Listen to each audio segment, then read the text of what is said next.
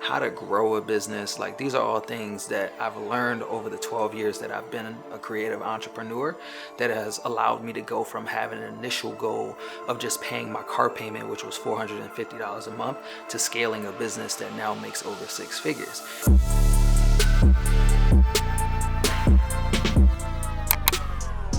Hello, my name is Norman Oates. I am a portrait, wedding, and event photographer based in Connecticut. And outside of the creative spectrum, I have an interest in all things self-development, health and wellness, and finance related. So when I began thinking of ideas of what type of YouTube channel I wanted to have, I was thinking like I wanted to niche down. I wanted it to only be about photography. I realized that I do like 10 different things and I kind of want to bring them all together in one space. So I'm a photographer, a videographer, a content creator, a husband, a father, a lover of learning, a landlord. I love to work out. I love going to the gym, and I love helping people. I also realize as a creator, there aren't many people talking about how to live a everyday life as a photographer, videographer. I quit my job in 2016 and then had to go back to work in 2018 because I realized I had too much debt. I don't think there are enough people talking about debt, how to grow businesses in the creative entrepreneurship realm.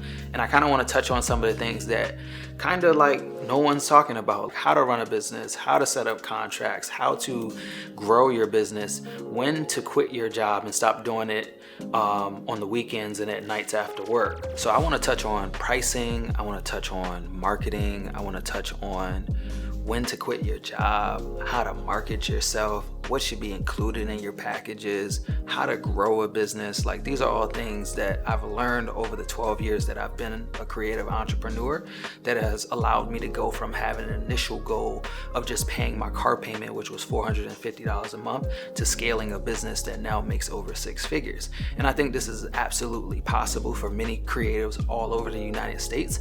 I live in Connecticut, and Connecticut for the longest time has been known as a place where creatives cannot be full-time entrepreneurs. There's been so many people over the years that are surprised that I work for myself. Like, are you able to get enough bookings to survive? Like, you're able to pay your mortgage? And not only am I able to pay my mortgage, I was able to buy this house from being solely an entrepreneur. I was able to buy my first rental property as being solely an entrepreneur. I had to learn how to structure my business. Like, should I be an S Corp? Should I be an LLC? Should I be a sole pry?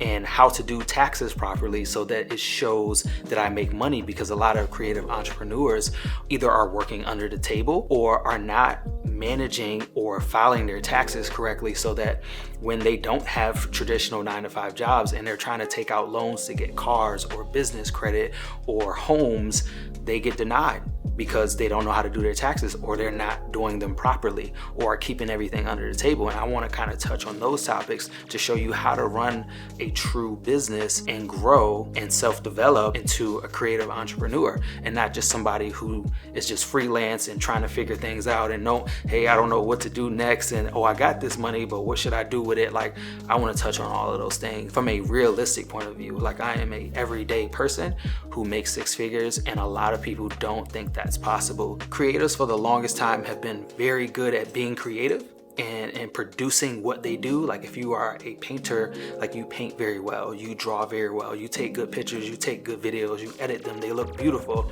But we typically don't necessarily know how to operate a business. So it won't just be a photography channel where I'm teaching you how to edit. It may be some of that in here, but I also kind of want to just talk about like my lifestyle, what has been possible to me through being a creative entrepreneur, what I've learned, how I've grown, what's possible for us, and just an overall scope of the lifestyle of a creative entrepreneur. Even things like investing for retirement is not something that is talked about enough in the creative realm. We are known as freelancers or gig workers, so we are notorious for working gig to gig. You know how your typical 9-to-5 worker may be considered check to check if they have high bills and don't know how to manage their money. Well, for us in the freelance world, we're considered gig workers. We work gig to gig. We're not check to check. we're gig to gig, and we don't know when that next gig is going to come sometimes, and we don't know how to manage our money because it's so sporadic. One month we might make $2,000, the next month we might make $10,000, and we don't know how to find that middle ground of putting money aside and not just blowing it all because we had a great month, and managing for the seasons where things aren't going as well, because there's ebbs and flows in the creative entrepreneurship realm. Like when you are a creative entrepreneur, like you just don't know. Like you may have deposits, but you may not get the balance because something happened and a client has to cancel.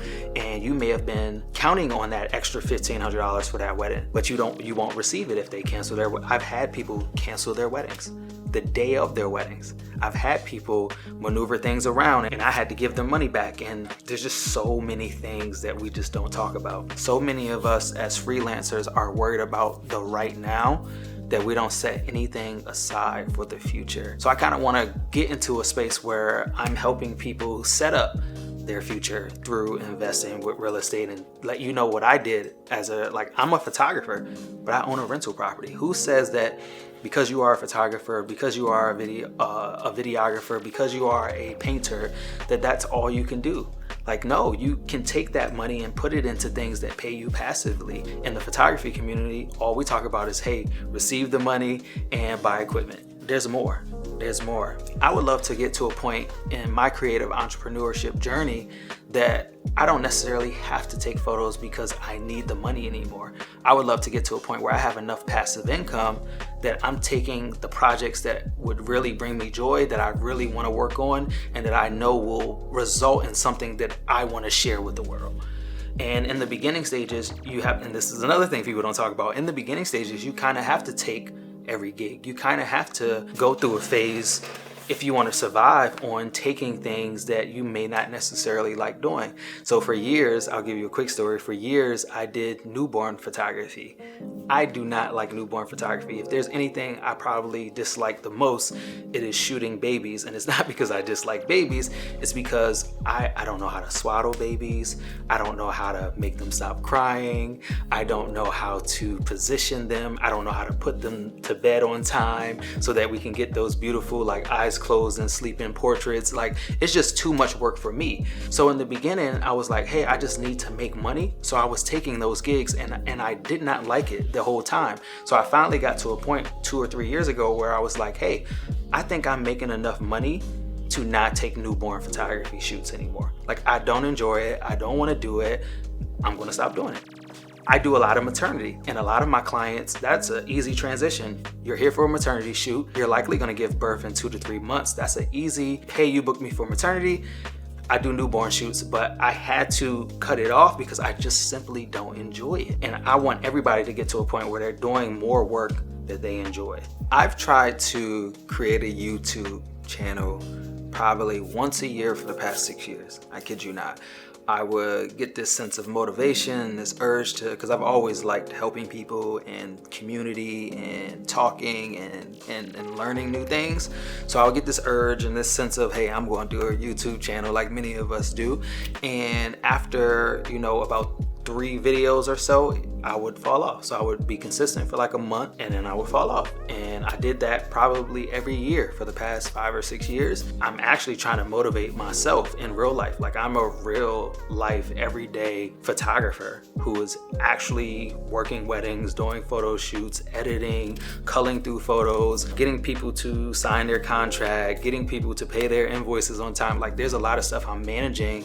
And I do this full time. And I just recently, and I'll discuss this more in another video, hired my wife about 2 years ago. I've been shooting for 12 years. I hired my wife 2 years ago to be my assistant. So I want to talk about the importance of hiring help and getting help, because it's very hard to do all of this stuff on your own. She does all of my admin stuff. So everything on the back end, my wife does. So contracts, invoices, going back and forth with clients, setting up, hey, we have this date available. Oh no, we don't have that. That's all my wife. And that took probably a good 20 to 30 hours of my week up. I work I don't know how many hours a week I work, but I know it's more than 40. I know it's more than when I had a job.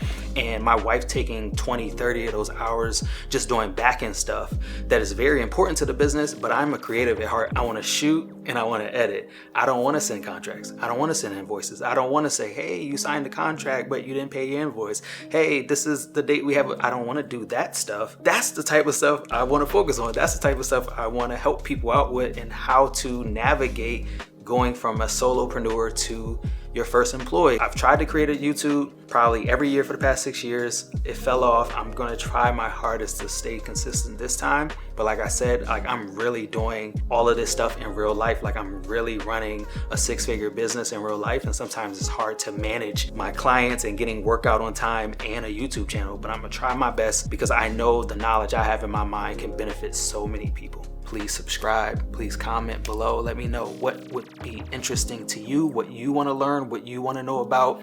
And I'll be sure to try to touch on all of those topics throughout the process of growing this YouTube channel.